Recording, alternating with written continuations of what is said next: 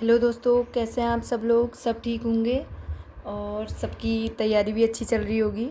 अब तो एग्ज़ाम आने वाला है, 30 मई को है।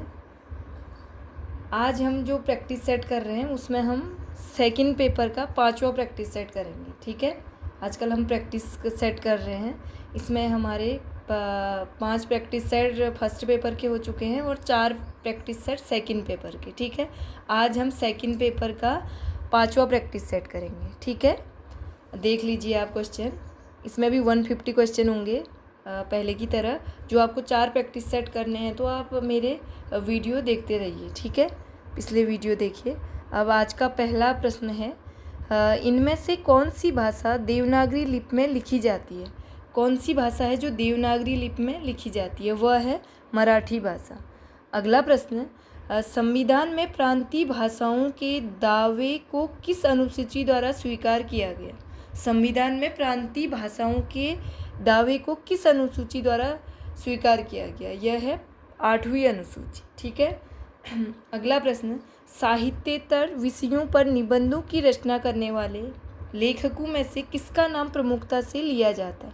कौन है जो साहित्येतर विषयों पर निबंध लिखते हैं, वह है रामवृक्ष बेनीपुरी। अगला प्रश्न, मजदूरी और प्रेम निबंध की शैली किस प्रकार की है। मजदूरी और प्रेम निबंध की शैली किस प्रकार की है, यह है व्याख्यात्मक और भावात्मक। अगला प्रश्न, डॉक्टर हजारी प्रसाद द्विवेदी कृत अशोक के फूल निबंध में किस परिवेश का चित्रण है। किस परिवेश का है, इसमें है सांस्कृतिक परिवेश का चित्रण है। ठीक है, अशोक के फूल निबंध किसका है, यह है डॉक्टर हजारी प्रसाद द्विवेदी। ठीक है, अगला प्रश्न, पाप का फल पाप छिपाने वाले से अधिक अपराधी है, पर ऐसे बहुत से लोग होते हैं जो किसी का घर जलाते हाथ जलता है तो कहते हैं कि होम करते हाथ जला। उक्त पंक्ति के लेखक व रचना शीर्षक का उल्लेख कीजिए। किसकी है ये पंक्ति और जो रचना शीर्षक है वो बताना। पंक्ति है आचार्य रामचंद्र शुक्ल की है। ठीक है, उनकी ये रचना है श्रद्धा और भक्ति। ठीक है, अगला प्रश्न है, भक्ति किसका नाम है। भक्ति किसका नाम है, भक्ति है श्रद्धा और प्रेम के योग का नाम भक्ति है। ठीक है, हर जो मैं क्वेश्चन पढ़ रही हूँ उसमें 4 ऑप्शन है, दिख रहे हैं आपको, तो उसमें से मैं जो सही आंसर है वही बताऊंगी। ठीक है, अन्य चारों ऑप्शन आप देख लीजिए। अगला प्रश्न, श्रद्धा के विषय कौन से हैं। श्रद्धा के विषय कौन से हैं, श्रद्धा के विषय हैं शील, प्रतिभा और साधन संपत्ति। ठीक है, अगला प्रश्न, आस्था के चरण किसके निबंधों का संग्रह है। आस्था के चरण किसके निबंधों का संग्रह है, यह है नगेंद्र के। अगला प्रश्न, निबंध को गद्य का निकष किस आलोचक ने माना है। किसने माना है निबंध को गद्य का निकष, यह माना है रामचंद्र शुक्ल ने। अगला प्रश्न, निम्न में से व्यंग्य रचनाएं कौन सी हैं। कौन सी है व्यंग्य रचनाएं, यह है 2 हैं, बी और सी। बी है जीप पर सवार इल्लियाँ और अपनी अपनी बीमारी, ये व्यंग्य रचनाएं हैं। अगला प्रश्न, वेदसी आख्यात पद में कौन सा लकार है। वेदसी आख्यात पद में कौन सा अलंकार है, कौन सा लकार है, सॉरी, यह लट लकार। अगला प्रश्न, दुह धातु के लट लकार मध्यम पुरुष एक वचन का रूप है, क्या है, यह है धोक्षी है। ठीक है, अगला प्रश्न, लिट लकार किस काल का बोधक है। लिट लकार, ठीक है, लिट लकार है भविष्यत काल का बोधक है। अगला प्रश्न, बभू धातु रूप किस लकार का है। बभू धातु रूप है लिट लकार का। ठीक है, लिट लकार। अगला प्रश्न, लोट लकार का प्रयोग किस अर्थ में होता है। लोट लकार का प्रयोग किस अर्थ में होता है, यह है आज्ञा व आशीर्वाद के लिए। अगला प्रश्न, पठ धातु के लंग लकार उत्तम पुरुष बहुवचन का रूप निम्न में से कौन सा होगा। कौन है, वह अपठाम। अगला प्रश्न, नी धातु के लंग लकार मध्यम पुरुष एक वचन में रूप होगा। नी धातु का क्या है, यह है अनयः। ठीक है, अगला प्रश्न है, स्ता धातु का लंग लकार मध्यम पुरुष बहुवचन का रूप होगा, क्या होगा, यह है अतिष्ठत। अगला प्रश्न, गमिष्यति धातु रूप में कौन सा काल है। गमिष्यति धातु रूप में काल है भविष्यत काल। ठीक है, अगला प्रश्न, निम्न विकल्पों में से उस विकल्प का चयन कीजिए जो जातिवाचक संज्ञा का सही विकल्प है। क्या है? यह है वृक्ष। अगला प्रश्न, निम्न वाक्य में कोष्ठक में दिए गए पदों का परिचय वाला विकल्प चुनिए। क्या है? उपवन में ब्रैकेट कोष्ठक में है सुंदर, फूल खिले हैं। कैसा विशेषण है? इसमें है गुणवाचक विशेषण।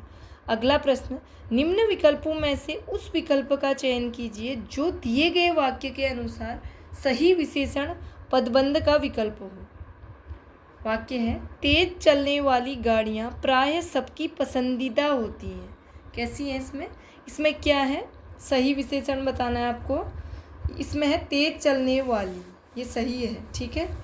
अगला प्रश्न, निम्न विकल्पों में से उस विकल्प का चयन कीजिए जो दिए गए वाक्य के अनुसार सही क्रियापदबंध का विकल्प हो। ठीक है। वह मुझे रोहन दूर से दिखाई दे रहा है। सही क्रियापदबंध है, इसमें दिखाई दे रहा है। ठीक है। अगला प्रश्न, निम्न विकल्पों में से उस विकल्प का चयन कीजिए जो अन्य पुरुषवाचक सर्वनाम का सही विकल्प है। अन्य पुरुषवाचक सर्वनाम का सही विकल्प है वे। ठीक है। अगला प्रश्न, निम्न में से विशेषण से निर्मित भाववाचक संज्ञा है। क्या है? वह है बड़प्पन। अगला प्रश्न, निम्न में से किस वाक्य में अनिश्चयवाचक सर्वनाम नहीं है? नहीं है। ठीक है। वह सब लोगों ने एक दूसरे को अपने अपने पते दिए। अनिश्चयवाचक सर्वनाम नहीं है इसमें। अगला प्रश्न, निम्न में से किस वाक्य में समुच्चय बोधक अव्यय नहीं है? किसमें नहीं है? यह है वह बैठकर खाना खा रहा था। इसमें नहीं है। अगला प्रश्न, सार्वनामिक विशेषण युक्त वाक्य है। कौन सा है? यह है इतने गुणज्ञ और रसिक लोग एकत्रित हैं। अगला प्रश्न, निम्न उपन्यासों में से प्रेमचंद्र का अंतिम उपन्यास है। प्रेमचंद्र का अंतिम उपन्यास है गोदान। ठीक है। अगला प्रश्न, टेढ़े मेढ़े रास्ते के लेखक हैं। टेढ़े मेढ़े रास्ते किसका है? किसकी रचना है? यह है भगवती चरण वर्मा की। अगला प्रश्न, निम्न में से कौन सा उपन्यास नागार्जुन का नहीं है? नागार्जुन का उपन्यास नहीं है, वह है परती परिकथा और बलचनमा रतिनाथ की चाची और वरुण के बेटे, ये नागार्जुन के उपन्यास हैं। अगला प्रश्न, जुलूस उपन्यास के लेखक हैं। जुलूस उपन्यास है फणीश्वरनाथ रेणु का। अगला प्रश्न, निम्न में से किस उपन्यास का कथानक भारत पाकिस्तान विभाजन पर आधारित नहीं है? वह है कर्मभूमि। ठीक है। अगला प्रश्न, वयम रक्षामः है। वयम रक्षामः क्या है? यह एक उपन्यास है। अगला प्रश्न, टोपी शुक्ला के लेखक हैं। टोपी शुक्ला के लेखक हैं राही मासूम रजा। अगला प्रश्न, वीरांगना नामक उपन्यास के रचयिता हैं। वीरांगना नामक उपन्यास के रचयिता हैं राम नरेश त्रिपाठी। अगला प्रश्न, भागवंती उपन्यास के रचयिता हैं। भागवंती उपन्यास के रचयिता हैं सुदर्शन।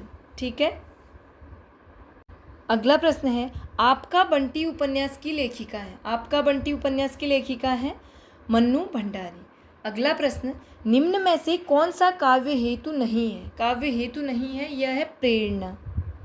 अगला प्रश्न, आचार्य जयदेव ने अंगीकरोति यह काव्यम कहकर किस आचार्य के काव्य लक्षण को चुनौती दी है? किसके काव्य लक्षण को चुनौती दी है? यह है मम्मट। अगला प्रश्न, जब शेर आया तो युद्ध क्षेत्र से गीदड़ भाग गए में कौन सी शब्द शक्ति है? कौन सी शब्द शक्ति है? इसमें है लक्षण। अगला प्रश्न, कविता तो कवि की आत्मा का आलोक है, उसके हृदय का रस है जो बाहर की वस्तु का अवलंब लेकर फूट पड़ती है। यह कथन किसका है? किसका है? यह कथन है रामधारी सिंह दिनकर का। अगला प्रश्न है, आचार्य रामचंद्र शुक्ल ने अभिव्यंजनावाद का विरोध किया। यह क्यों किया? यह कलावाद को बढ़ावा देता है, इसीलिए इन्होंने अभिव्यंजनावाद का विरोध किया। अगला प्रश्न, काव्य हेतु प्रतिभा के लिए किस आचार्य ने शक्ति शब्द का प्रयोग किया? किसने किया? यह किया है मम्मट ने। अगला प्रश्न, गुण का संबंध किस सिद्धांत से है? गुण का संबंध है रीति से। अगला प्रश्न,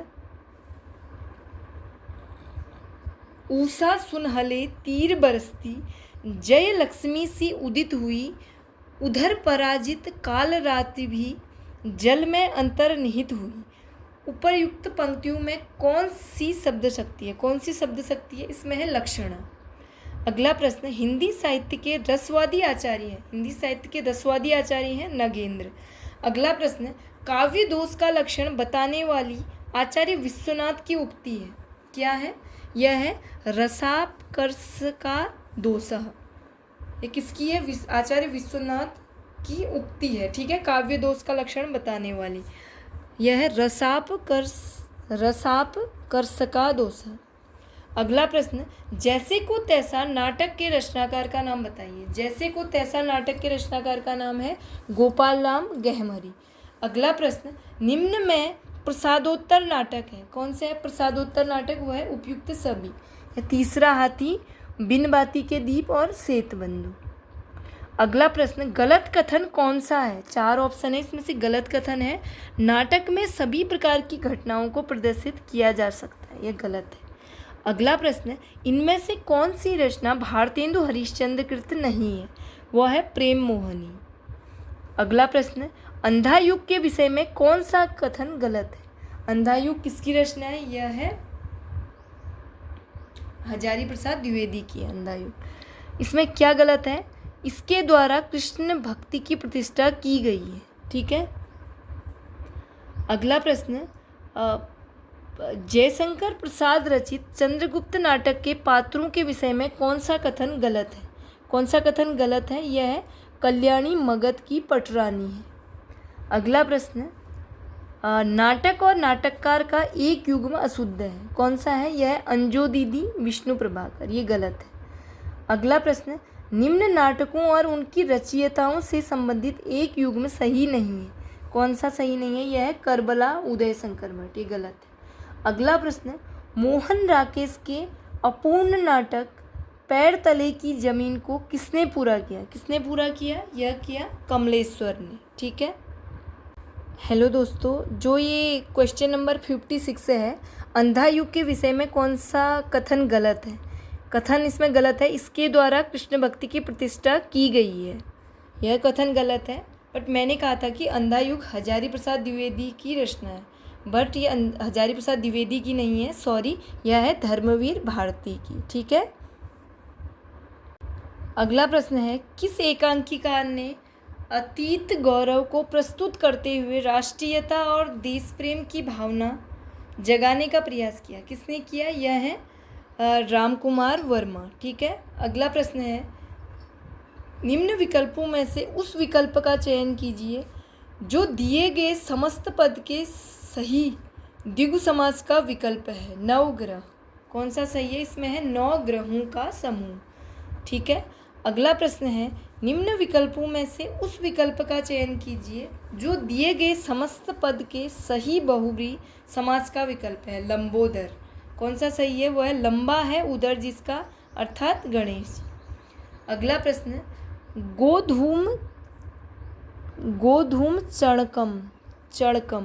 गोधूम चढ़कम में समास है, इसमें है इतरेतर समास, ठीक है।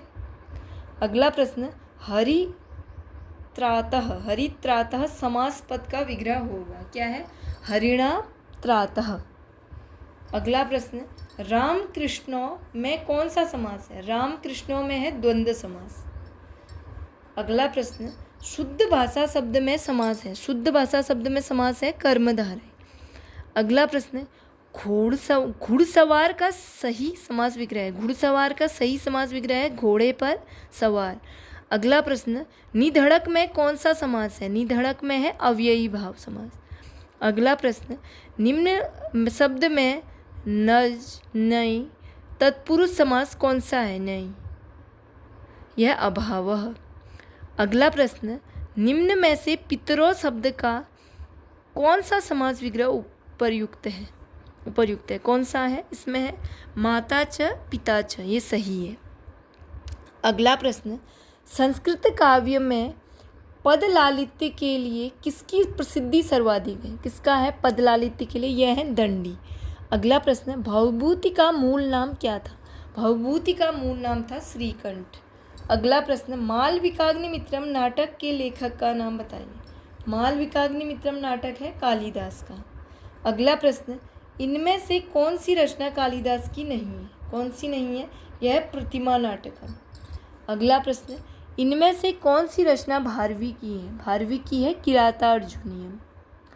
अगला प्रश्न, वेड़ी संहार नाटक का अंगिरस है, क्या है? यह वीर रस। अगला प्रश्न, वीथी क्या है? वीथी क्या है? यह एक रूपक है। अगला प्रश्न, उत्तिष्ठ जागृत प्राप्य वरात्रि बोधत, यह किस उपनिषद का मंत्र है? यह कठ उपनिषद का मंत्र है, कठोपनिषद का। अगला प्रश्न, सहसा विदधीत न क्रियाम, इस सूक्ति से युक्त रचना है, किस रचना की सूक्ति है? यह है किरातार्जुनी। अगला प्रश्न, कामार्थ ही प्रकृति कर्पणाव स चेतना चेतनेषु, यह पंक्ति किस ग्रंथ से है? यह है मेघदूतम की। अगला प्रश्न, इनमें से रेखा चित्र परक कौन सी कृति महादेवी वर्मा की नहीं है? कौन सी नहीं है? यह है बोलती प्रतिमा, यह महादेवी वर्मा की नहीं है। अगला प्रश्न, महादेवी वर्मा कृत मेरा परिवार रेखा चित्र का प्रकाशन वर्ष है, क्या है? यह है 1972 ईस्वी। अगला प्रश्न, बोलती प्रतिमा रेखा चित्र के रचनाकार हैं। बोलती प्रतिमा रेखा चित्र के रचनाकार हैं श्रीराम शर्मा।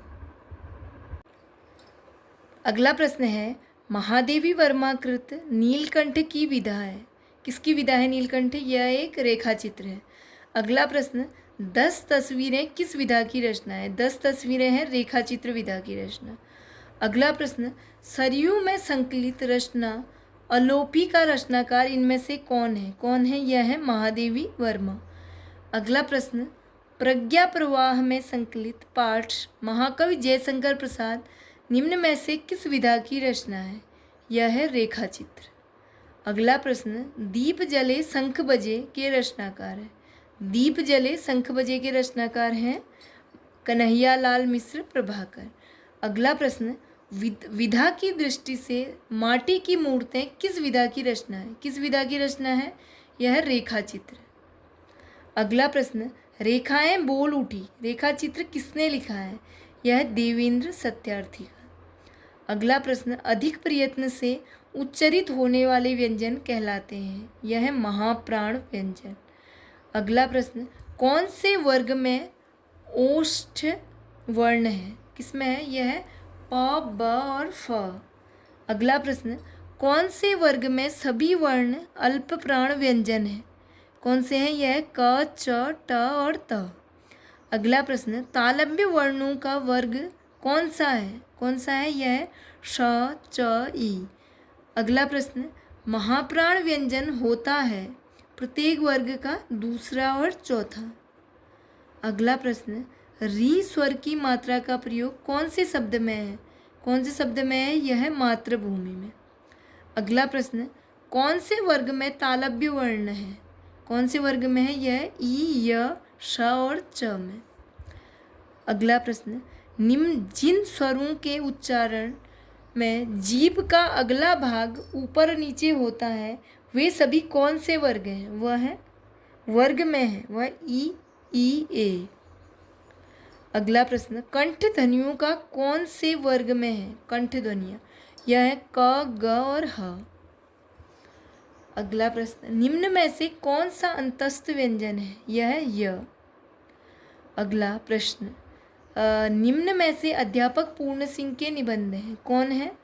एक तो कन्यादान है और दूसरा है सच्ची वीरता, ठीक है। अगला प्रश्न, निम्न में से कौन सी एक रचना रामचंद्र शुक्ल जी की नहीं है? वह है हिंदी साहित्य और हिंदी भाषा। अगला प्रश्न, निम्न में से कौन सा निबंध गुलेरी जी का नहीं है? यह है अनुप्रास का अन्वेषण, ये गुलेरी जी का नहीं है।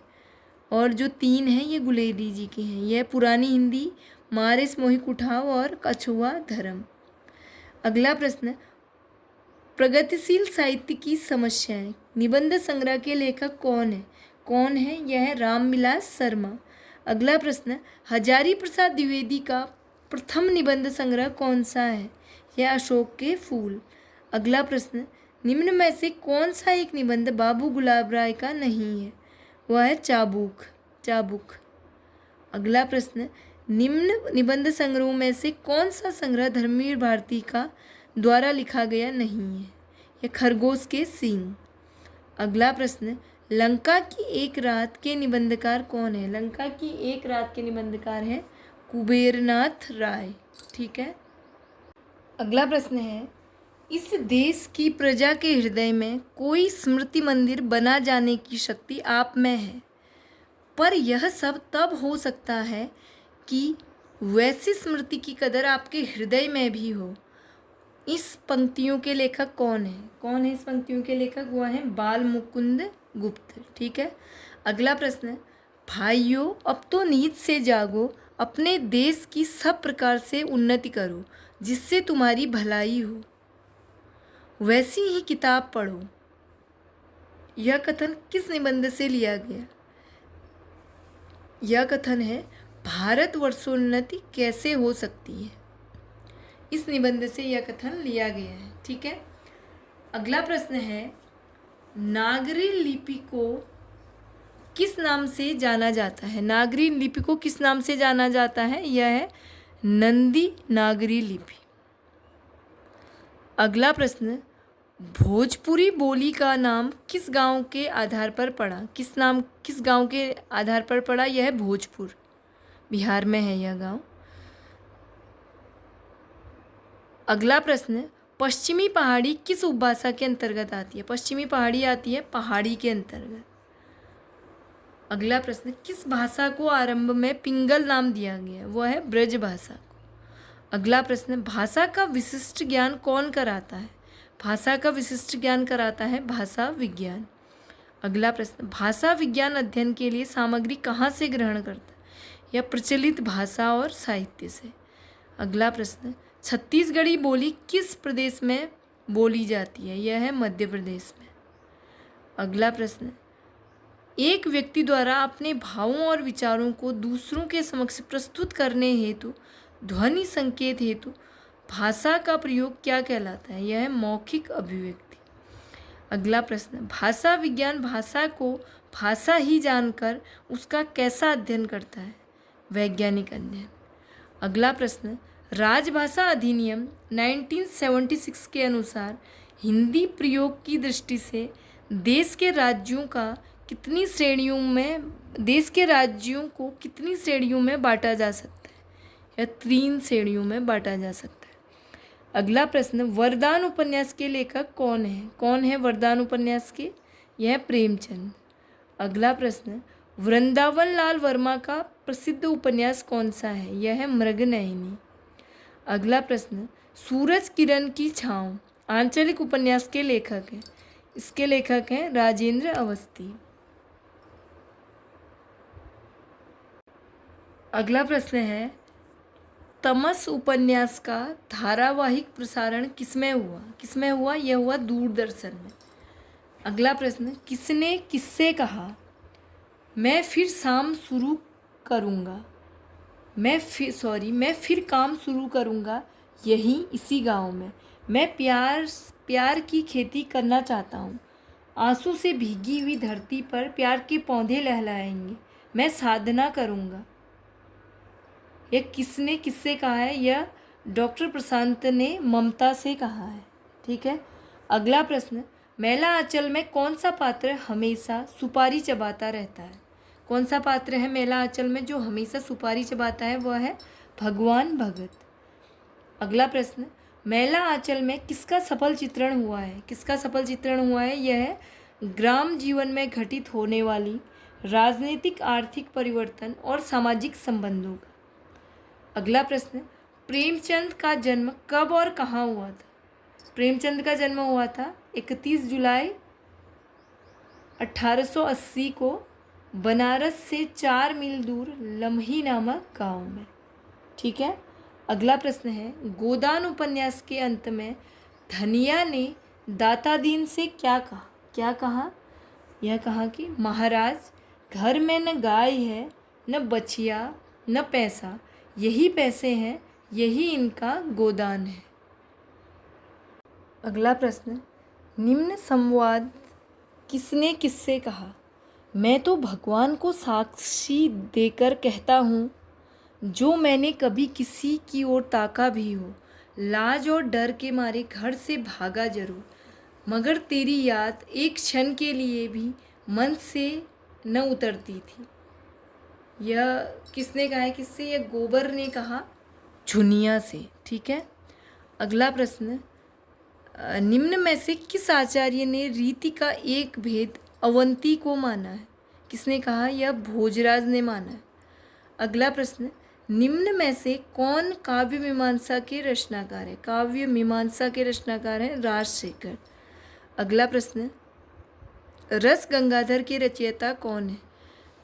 रस गंगाधर के रचयिता हैं पंडितराज जगन्नाथ। अगला प्रश्न, नाट्यशास्त्र के रचयिता कौन है? नाट्यशास्त्र के रचयिता हैं भरत।